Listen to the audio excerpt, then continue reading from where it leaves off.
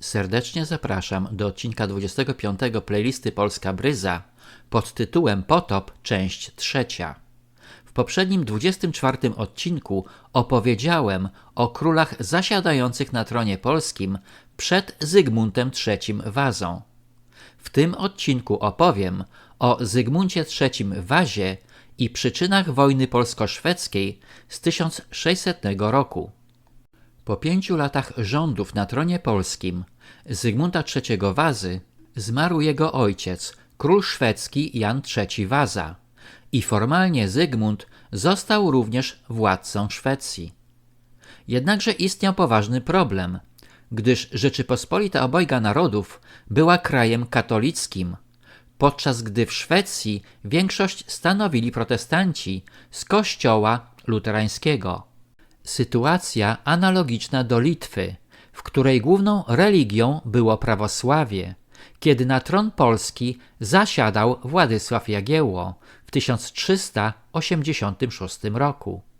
Tak więc w 1592 roku powstała tak zwana Unia Personalna Polsko-Szwedzka, czyli król Polski Zygmunt III Waza był jednocześnie królem Szwecji.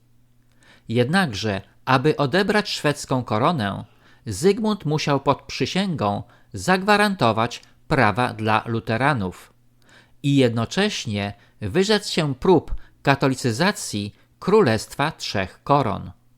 Oczywiście tron szwedzki miał dużo większe znaczenie dla Zygmunta niż tron Rzeczypospolitej, traktowanej już od 1386 roku jako kolonii wielkich mocarstw.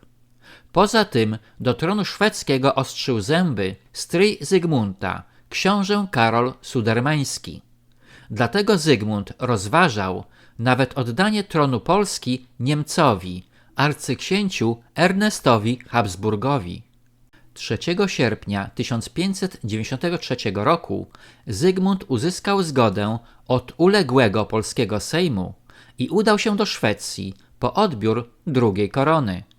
Jednakże 9 stycznia 1594 roku na zjeździe w szwedzkim mieście Uppsala odbył się zjazd luterańskiego kleru, który przyjął uchwałę o przeciwstawieniu się szerzeniu katolicyzmu w Szwecji. Już 19 lutego, odbierając koronę Szwecji, w obecności żony Anny Habsburżanki, Zygmunt zdradził interesy Rzeczypospolitej, podpisując królewskie zaręczenie zapewniające Stanom szwedzkim zachowanie wolności religijnej dla wyznania augsburskiego, jednocześnie zabraniając katolikom w Szwecji publicznego praktykowania swojej religii.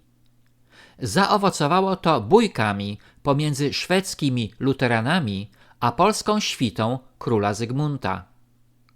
W lipcu 1594 roku świeżo upieczony król Szwecji Zygmunt powrócił do Gdańska, powierzając na czas swojej nieobecności regencję księciu Karolowi Sudermańskiemu. Powstaje pytanie, w jaki sposób można rządzić jednocześnie dwoma krajami o zupełnie odmiennych kulturach i wierze. Jest to praktycznie niemożliwe, co pokazały kolejne wydarzenia historyczne. Kiedy tylko Zygmunt wyjechał ze Szwecji, regent Karol Sudermański samowolnie i bez wiedzy Zygmunta III zwołał w 1595 roku w Soderkoping Sejm. Na Sejmie tym uchwalono usunięcie w ciągu 6 tygodni z całego państwa wszystkich sekciarzy, którzy przeciwstawiają się ewangelickiej religii, a przebywają w naszym kraju. Chodziło oczywiście o zakaz wyznania katolickiego w Szwecji. Króla Zygmunta poparła co prawda Finlandia, szlachta szwedzka i Sztokholm, ale kraj stanął przededniu wojny domowej. Regent Karol Sudermański, wbrew woli Zygmunta, zawarł z Rosją traktat w Tjawzinie, odstępując jej część Finlandii oraz odwołując admirała Fleminga, wiernego stronnika Zygmunta. Zygmunt III Waza wysłał polskie wojska przeciwko zbuntowanym Szwedom, ale w 1598 roku poniósł porażkę w bitwie pod Linköping. Efektem przegranej bitwy była jego detronizacja, która nastąpiła w Sztokholmie 24 lipca 1599 roku. Unia przestała istnieć, a sam król Zygmunt, wzięty po przegranej bitwie do niewoli, oddał w ręce stryja Karola Sudermańskiego swoich stronników, między innymi kanclerza Szwecji Eryka Spar oraz 5 senatorów, którzy zostali ścięci 20 marca 1600 roku. Mało tego, Sejm Sztokholmski uznał syna Zygmunta III, królewicza Władysława IV Wazę, za następcę tronu polskiego. Jednakże postawiono warunek, że Władysław musi przybyć do Szwecji, gdzie będzie wychowany w religii dominującej w Szwecji, czyli luteranizmie. Tak więc dochodzimy do kolejnego kamienia milowego, zbliżającego nas do nieuchronnie czyhającego na nas potopu. I powstaje pytanie, czy działania Zygmunta III Wazy nie były realizacją ściśle zaplanowanej akcji, mającej wciągnąć Rzeczypospolitą do z góry przegranej wojny z naszym kolejnym śmiertelnym wrogiem, czyli ze Szwecją. Zygmunt popełnił wiele, niestety w większości zamierzonych błędów. Stawał co prawda w obronie katolicyzmu i wiele dokonał dla Kościoła, ale dążąc do ściślejszej współpracy z papiestwem, związał się z Habsburgami, biorąc ślub w 1592 roku z arcyksiężniczką Anną Habsburżanką. Jego działania, sprzeczne z interesami Rzeczypospolitej, zapewniły jego synowi Władysławowi IV Wazie, wychowanemu w duchu luteranizmu, objęcie wkrótce tronu polskiego. Jednakże największym jego błędem było doprowadzenie do zawarcia w 1596 roku Unii Brzeskiej pomiędzy kościołami katolickim i prawosławnym, w wyniku której powstał Kościół unicki, podporządkowany papieżowi. Unii, która nawet w czasach współczesnych nadal odbija się czkawką.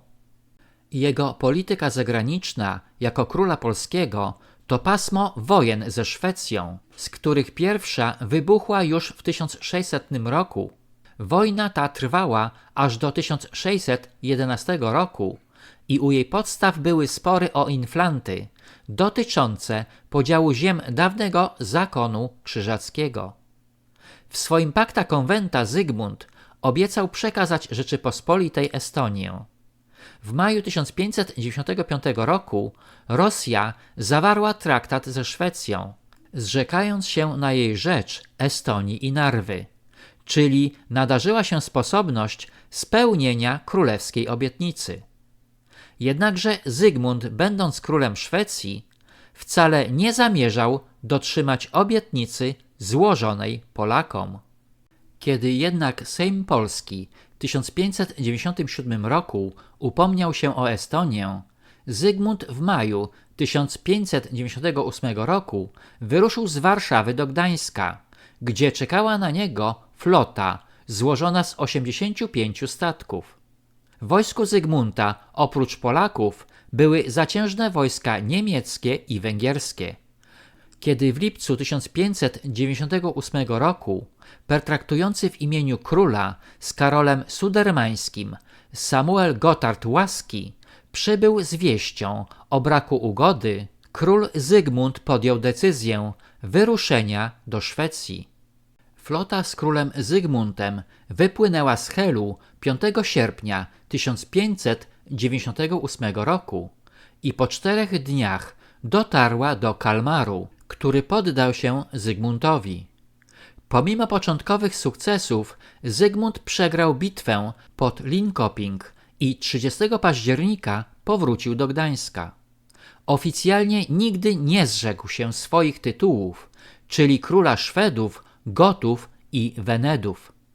Jednakże wojna polsko-szwedzka, w której przelano wiele krwi polskiej, nadal trwała i zakończyła się dopiero w 1611 roku. Dziękuję za wsparcie mojego kanału przez Buy Coffee Tu, link pod filmem.